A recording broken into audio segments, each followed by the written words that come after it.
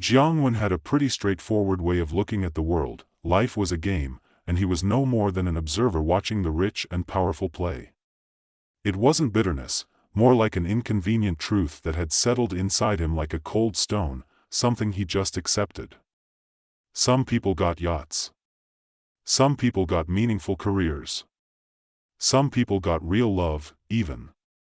And then there was Jiang, 35, still working in the same dead-end government office job he'd had since he was 22, surrounded by a sea of cubicles and faceless people who, if they bothered to notice him at all, probably just thought he was one of the many invisible things in the room. But then, one morning, he received an email that looked like spam, too slick, too polished, the kind of marketing bullshit you'd delete without a second thought, except, Jiang didn't delete it.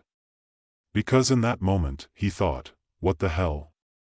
The subject line read, experience life like never before, mind swap experiment. The body of the email was an invitation to join an exclusive experiment being run by a biotech company named Kinscape. The idea was simple, if you could call it that, a revolutionary mind transfer technology that allowed you to swap bodies with someone else, temporarily. For as long as you wanted. Imagine being in the body of someone richer, smarter, more powerful, or even just someone more interesting than you. The opportunity sounded ridiculous and perfect all at once. Are you tired of living your life on autopilot? The email continued. Join our experiment. Swap bodies. Change your fate. Jiang chuckled darkly. Autopilot?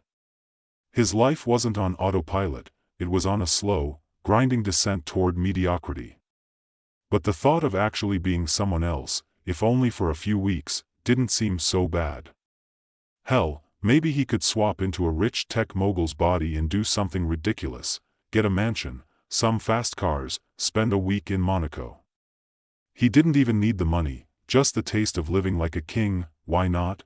The office, as usual, was deathly silent when Jiang left for lunch that day. Nobody looked up from their computer screens. Even his boss, Mrs. Li, seemed to have forgotten his name. It was a joke, really.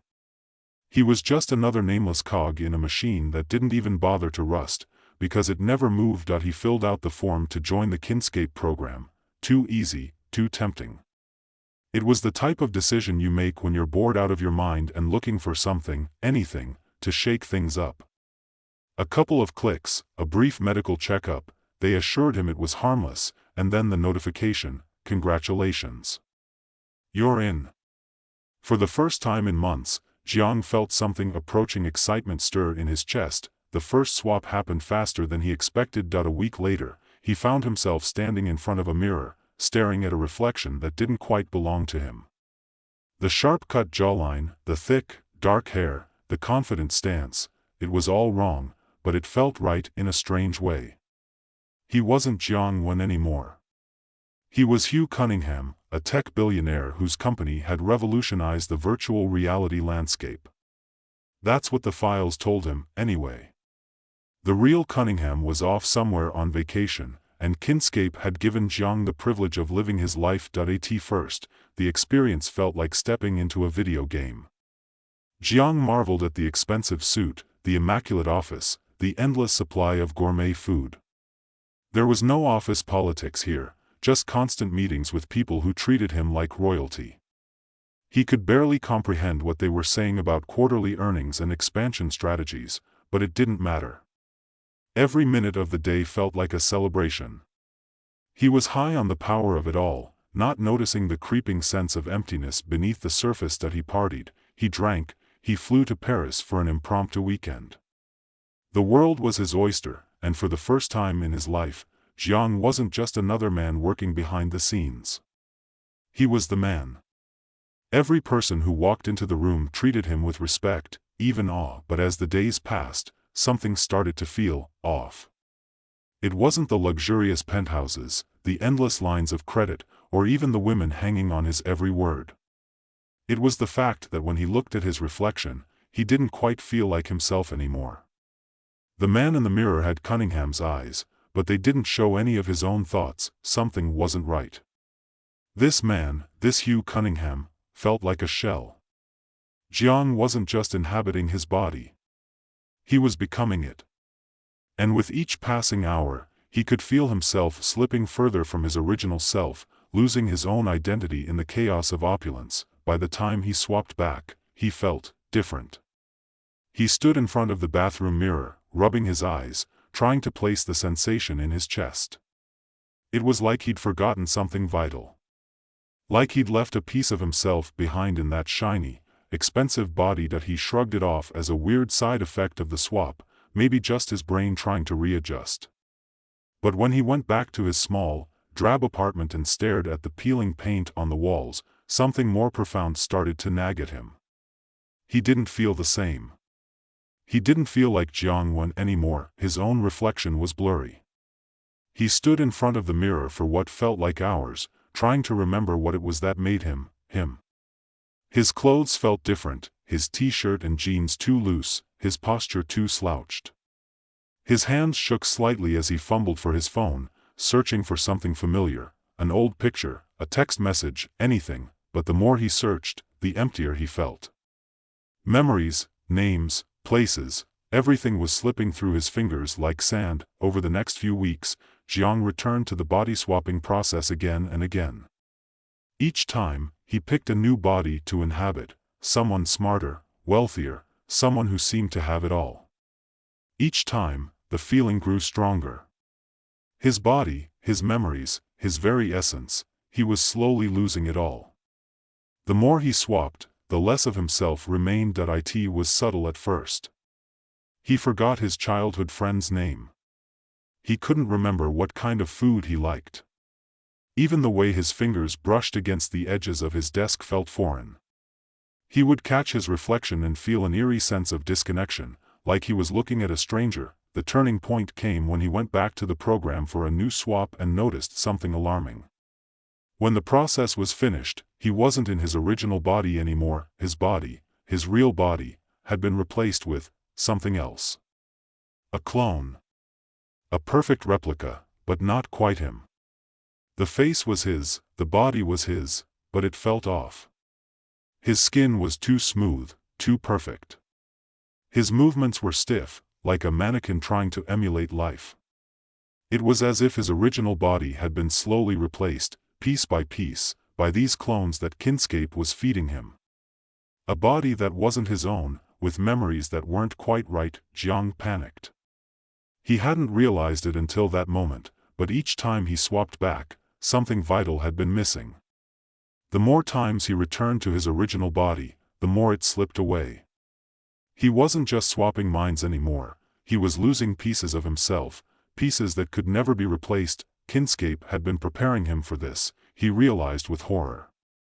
He wasn't meant to return to his original self. Every time he swapped, the body he returned to was a new clone, one that looked like him, but wasn't him. His original self was being siphoned away, erased in favor of these perfect copies that had no soul, no essence. It wasn't just a mind swap anymore. It was a process of complete replacement. Jiang was trapped in an endless cycle, and worse, he was the one who had signed up for it. Jiang stood frozen in the mirror, staring at the face that should have been his but felt so strange. It was his face, but it wasn't.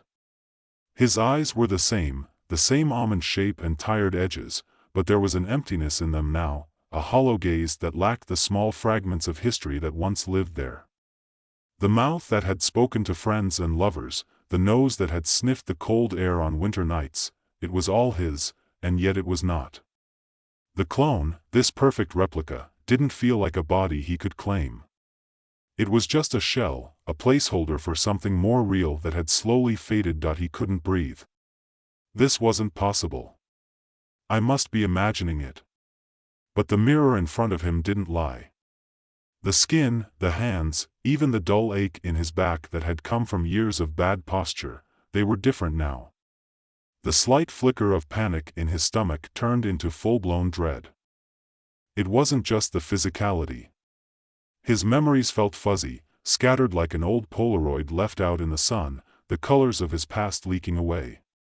He tried to recall his first kiss, but all he could picture was a blur of lips and the feeling of being watched. He tried to think of his last birthday, but the images were as distant as a dream. Jiang took a deep breath, trying to steady his racing thoughts. Focus, he told himself. He reached for his phone, his hands shaking slightly as he scrolled through the contacts. Ming, his best friend, the guy who had known him since college. The one person he could always rely on. The name blinked at him in the screen, but when he tapped it, the words on the screen felt foreign. There was a text thread, but none of the words sounded familiar. There were no inside jokes, no plans for old times, nothing. Just messages like, "Hey, let's grab coffee," or "Let me know when you're free." The history was there, but the connection was gone. He called Ming. The phone rang once, twice, and then Ming's voice came through, warm and familiar. "One. What's up? It's been a while, man. You okay?" Jiang opened his mouth to speak, but his voice faltered. He wasn't sure what to say. He wasn't sure who he was anymore. "Yeah, it's me. It's just, Ming didn't wait for him to finish. "You sound weird, man. Are you sure you're alright?" Jiang squeezed his eyes shut, feeling a wave of nausea wash over him. He wasn't alright. Was he? He had been living someone else's life for so long, swapping identities like clothes, that he had no idea who he was anymore. "I'm fine, Ming. I'm just going through some stuff." Ming was quiet for a moment, then chuckled. "Sounds like more than stuff to me. You sure you don't want to talk about it? I mean, you've always been a little weird about opening up, but, you're still my best friend, no matter how much you try to fuck everything up." There was warmth in Ming's voice, a comfort that should have felt reassuring, but all Jiang could feel was the distance, the gulf between what he once was and what he had become. "I'll be okay," he muttered, and hung up. The rest of the evening passed in a blur. Jiang didn't leave his apartment. He didn't want to leave, not when everything he thought he knew was cracking apart like brittle glass. How could he go out there? How could he go back to the world that no longer felt like his? He had become a ghost in his own skin, walking through a life that wasn't his to live anymore. The more he thought about it, the more the horror sank in. He wasn't just forgetting pieces of himself. His body, his very essence, was being replaced by copies, clones, versions of him that were never quite right. He'd been part of a system that was designed to rob him of his humanity. He hadn't just swapped minds. He was being erased. And Kinscape, the company behind the mind swap technology, wasn't just selling people a chance to live someone else's life. They were stealing theirs. He hadn't realized it until it was too late, but the process wasn't about temporary swaps, it was about permanent replacements. The clone bodies, the mind transfers, they were all part of a sick, lucrative operation. Kinscape didn't just want to let people live in other people's bodies for a while. They were creating a market for immortality. The idea made his stomach turn. But he had no choice now. He was in too deep. And, for better or worse, he was still alive, sort of. That night, sleep came hard. He tossed and turned, his mind racing with fragments of thoughts that refused to align. At some point, he woke to the sound of his phone ringing. He rubbed his eyes, groggy from the broken sleep, and reached for it. It was Kinscape. "Mr. Jiangwan," the voice on the other end said, too calm, too rehearsed. "We hope you are enjoying your experience with the body swap program. We are reaching out with an important update regarding your participation." Jiang sat up in bed, gripping the phone so hard his knuckles turned white. He recognized the voice, an automated system, no doubt. But there was a faint trace of something in the voice that made his skin crawl. "We are pleased to inform you that your next swap is scheduled for tomorrow. The process will be conducted in a private location. Your new body will be ready for activation." The words hung in the air, a sentence that felt like a death sentence. They were treating him like a lab animal, an experiment to be molded and reshaped until there was nothing left. He couldn't keep doing this. He couldn't go on swapping, couldn't keep losing himself. "I'm done," Jiang said, his voice rough. "I want out." The line was silent for a long moment. Then the voice replied, too sweetly. "I'm afraid you have no choice in the matter, Mr. One. Your participation is mandatory as part of the agreement you signed. Please report to the designated facility tomorrow at 9 a.m. The call ended before Jiang could protest. His heart was hammering in his chest as the finality of it sank in. He couldn't back out.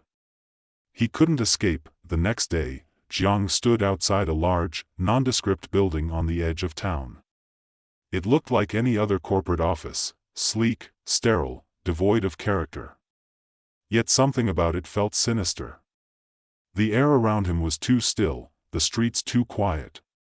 He felt like an intruder in his own life, his footsteps echoing in the empty street like a warning that he walked through the glass doors and found himself in a waiting room, sterile, white, and too quiet, as if the building was holding its breath.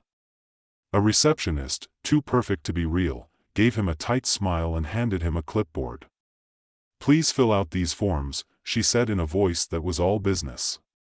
"Your new body is awaiting you." Jiang didn't feel like himself anymore. He was just a passenger in this life, a guy who had wandered too far down the rabbit hole and couldn't find his way back. His hands trembled as he signed the papers, knowing full well that each stroke of the pen was another step toward his complete erasure. As he was escorted through the facility, past rooms full of quiet humming machines and people hooked up to strange contraptions, the full scope of the operation started to sink in. This wasn't just a mind swap.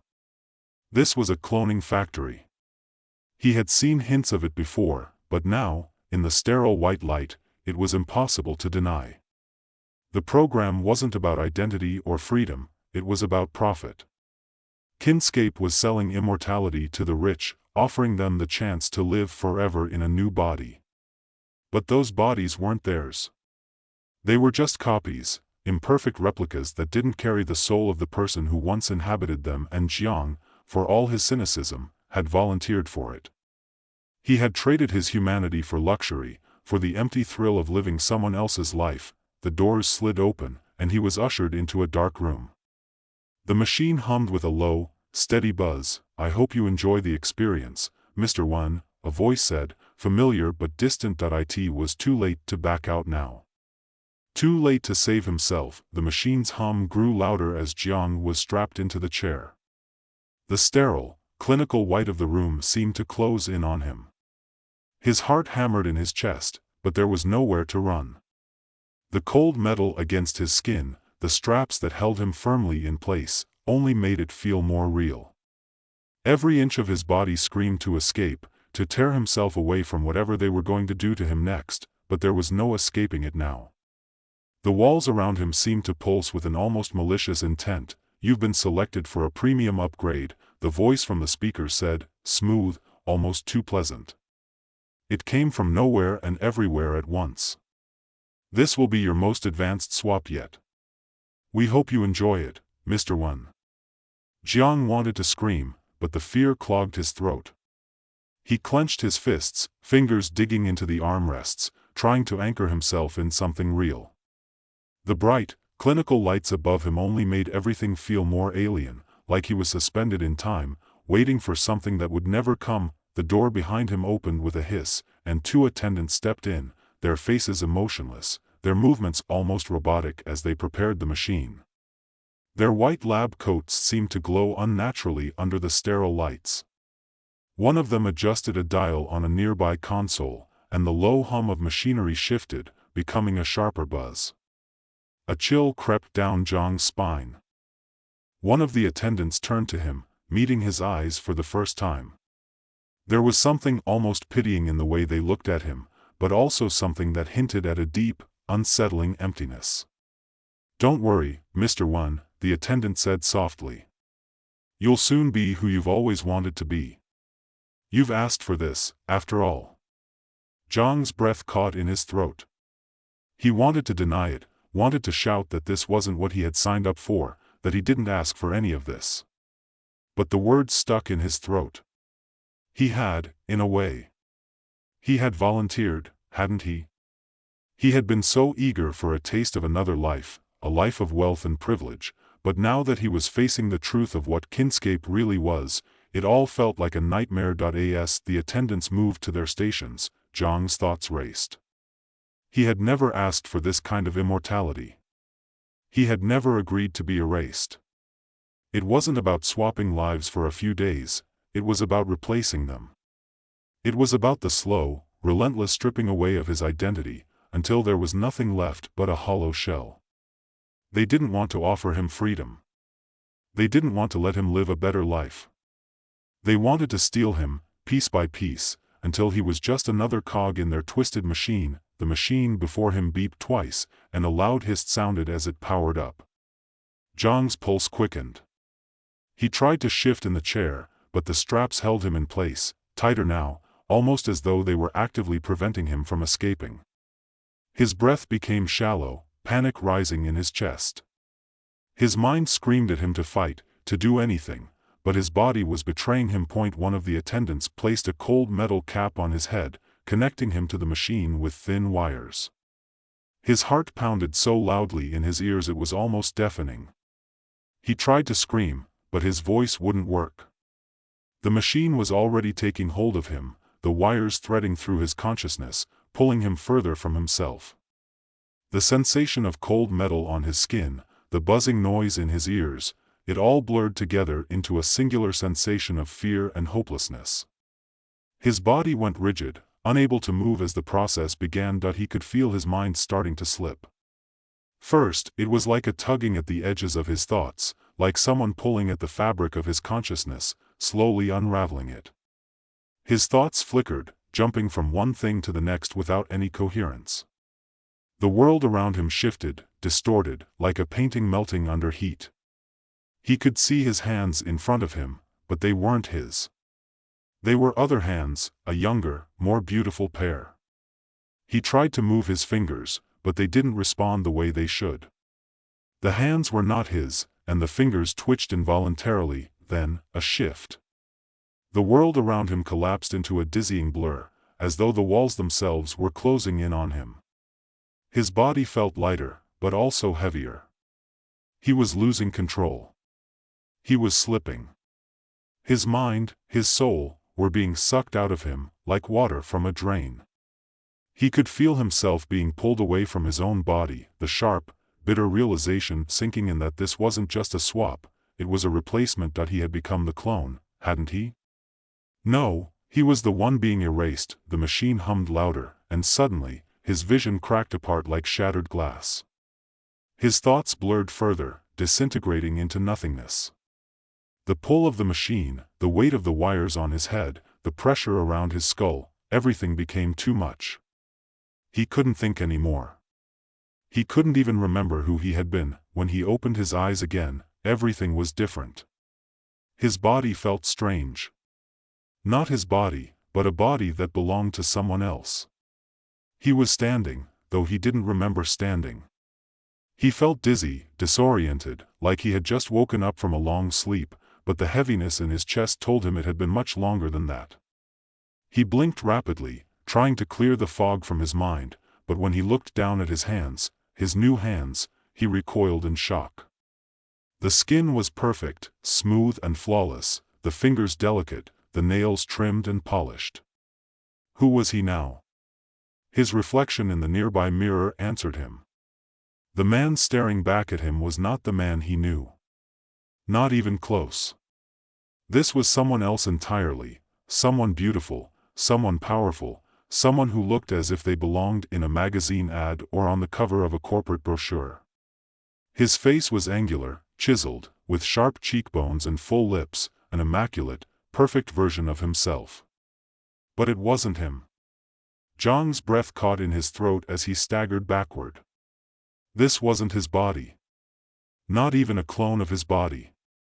This was a different person entirely.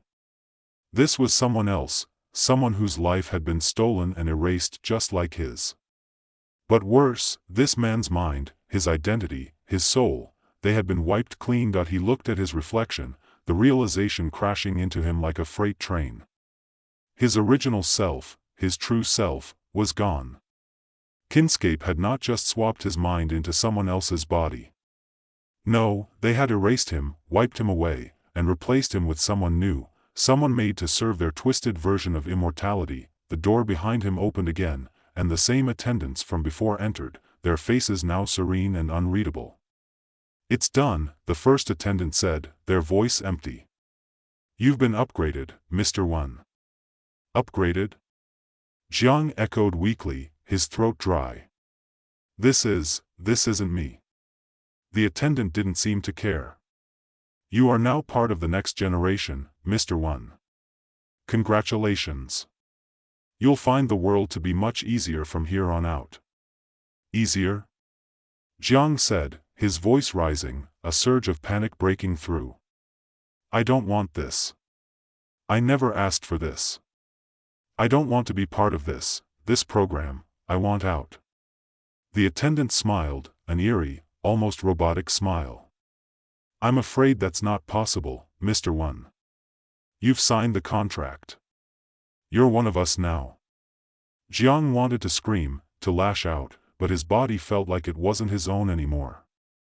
The anger, the desperation, it all felt so far away. His own mind, his own soul, was slipping away with every passing second. He had become a ghost in someone else's body, a puppet with no strings to pull. He had no escape.